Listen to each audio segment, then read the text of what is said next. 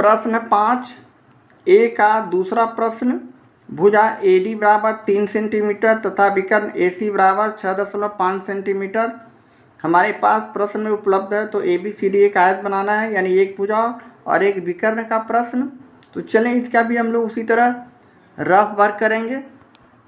Rough work में सबसे पहले हम लोग AD एक रेखाखंड खींचते हैं।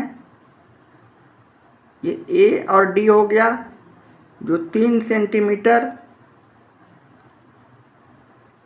सेंटीमीटर माप का है।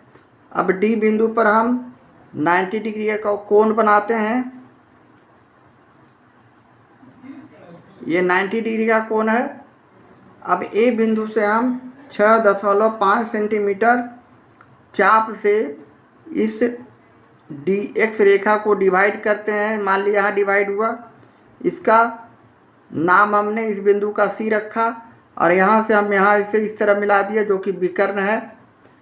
अब हम CD माप का ही एक चाप लेकर यहाँ हम इस तरह एक चाप लिया, उसी माप का CD माप का एक चाप लिया और 3 सेंटीमीटर के दूसरे चाप से हम इसे डिवाइड किया और इस तरह हम इस बिंदु का नाम B रखा और आपस में BC मिला दिया और AB मिला दिया। यह 3 सेंटीमीटर का दूरी का होगा। इस तरह का हम कंस्ट्रक्शन करने जा रहे हैं।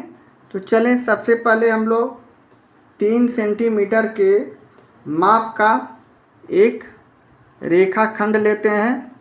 ये हमारा 3 सेंटीमीटर का एक रेखाखंड हो गया।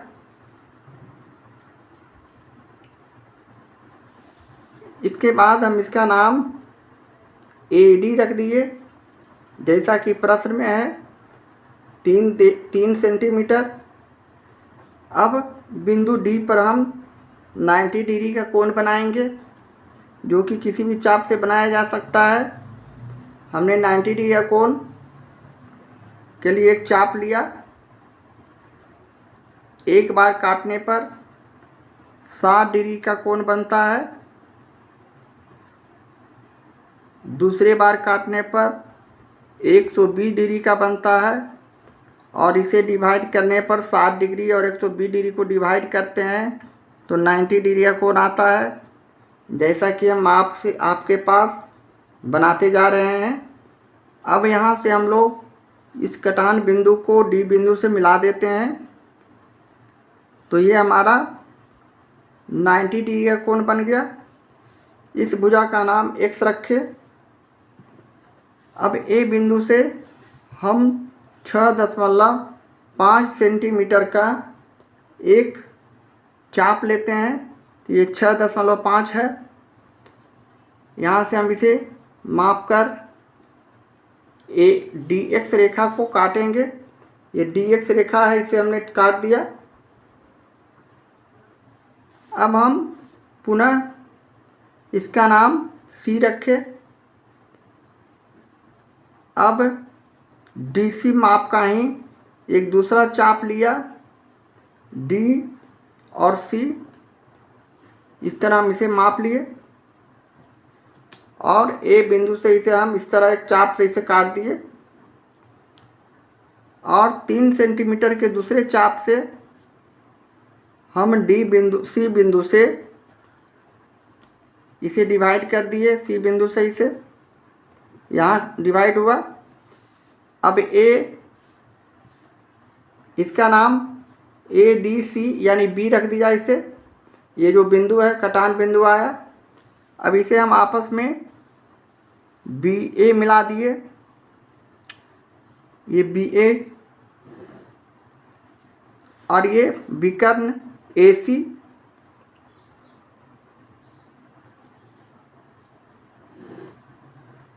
और भुजा BC।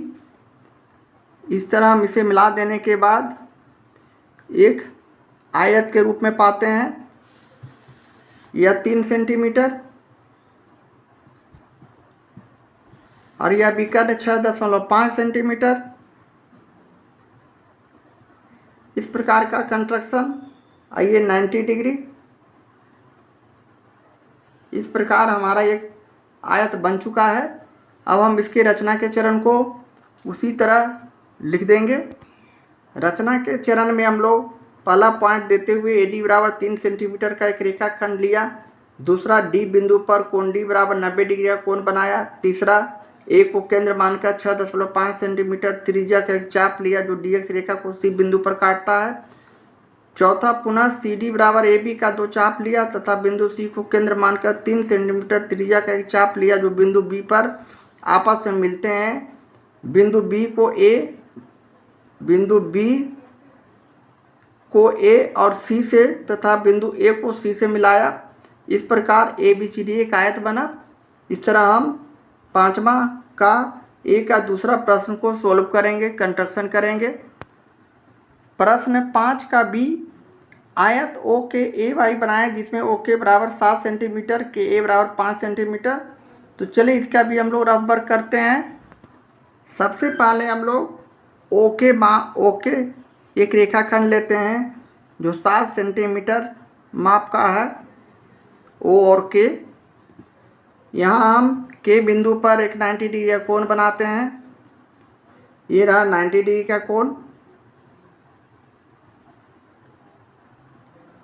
अब हम यहाँ से 5 सेंटीमीटर के चाप से इसे डिवाइड करते हैं। मान लिया यहाँ डिवाइड हुआ, ये 5 सेंटीमीटर है। इसी प्रकार यहाँ से हम 5 सेंटीमीटर का डिवाइड करते हैं। यहाँ कटा 5 सेंटीमीटर और यहाँ से 7 सेंटीमीटर का दूसरे चाप से इसे डिवाइड किया। इस प्रकार इसका नाम हमने A रखा और इसका नाम Y रखा। इस प्रकार OK AY हमारा आयत बन रहा है। भुजा इस तरफ बिंदु को मिला दिया। यह 7 सेंटीमीटर, यह भी 5 सेंटीमीटर, यानी 2 भुजा का प्रश्न।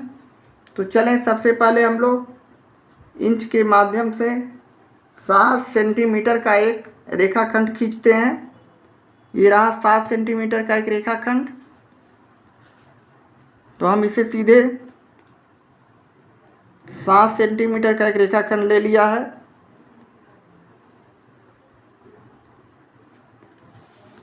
इसका नाम हमने O और K रखा जो 7 सेंटीमीटर का है। अब हम 5 सेंटीमीटर यहाँ पहले 90 डिग्री का कोण बना लेते हैं K बिंदु पर। तो हमने K बिंदु पर एक चाप लिया किसी भी माप का।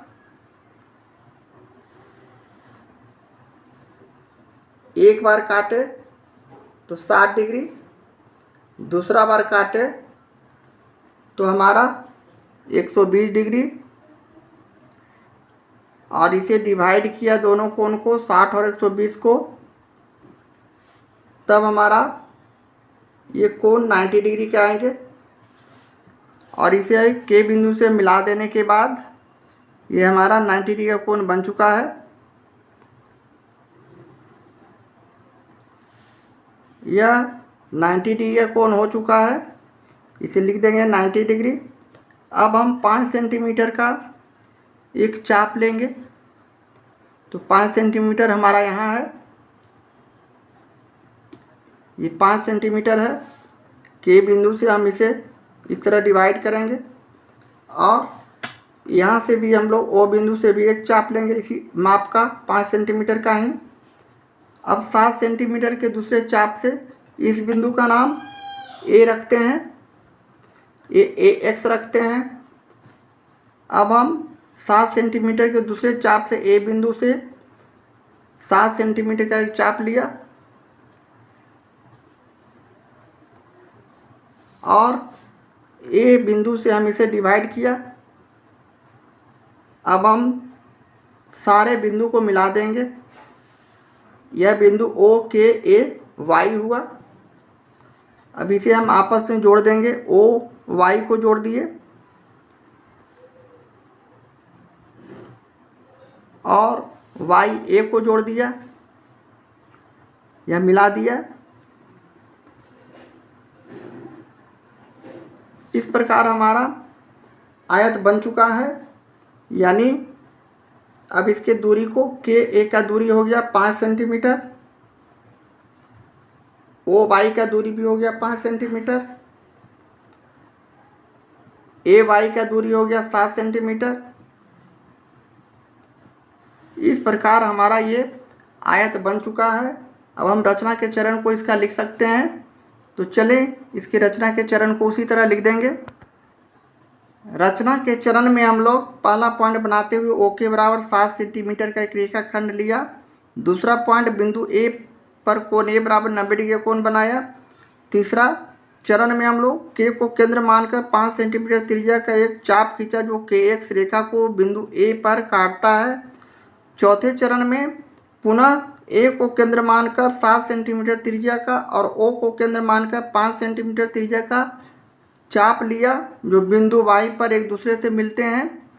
पांचवा चरण में हम लोग लिखेंगे ओ वाई वाई ए को मिलाने पर अभिष्ट आयत ओ के ए वाई बना। इस प्रकार हम 5वां के बी प्रश्न का कंस्ट्रक्शन करेंगे।